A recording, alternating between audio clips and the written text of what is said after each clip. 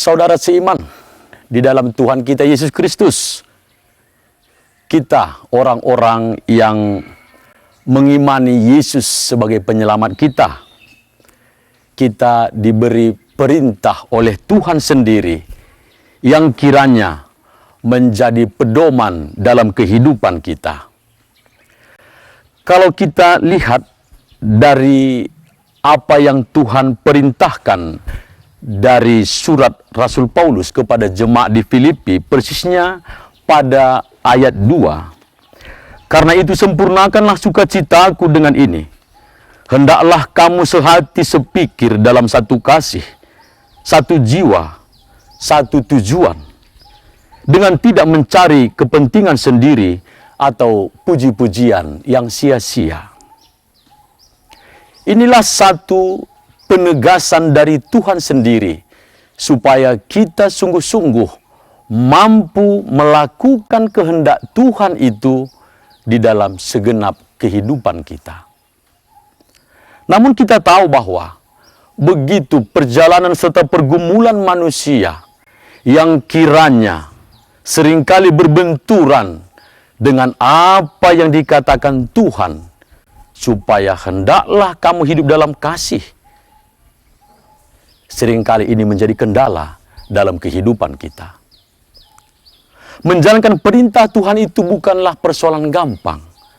Tetapi menjalankan perintah Tuhan itu membutuhkan suatu ketenangan hati, keteduhan batin, supaya kita semua sungguh-sungguh mampu merenungkan lalu melaksanakan perintah Tuhan itu.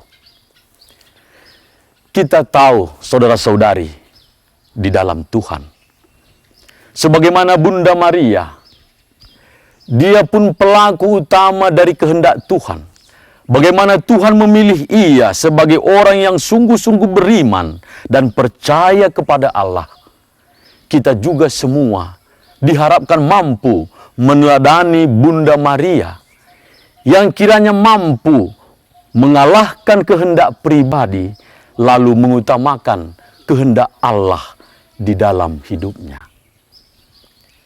Saudara-saudari, dari pengalaman-pengalaman kita, bahwa semua kita di dalam perjalanan kehidupan kita mengalami pergumulan-pergumulan, ada kesulitan-kesulitan hidup. Tetapi bukanlah itu membuat kita berhenti untuk melakukan kehendak Tuhan.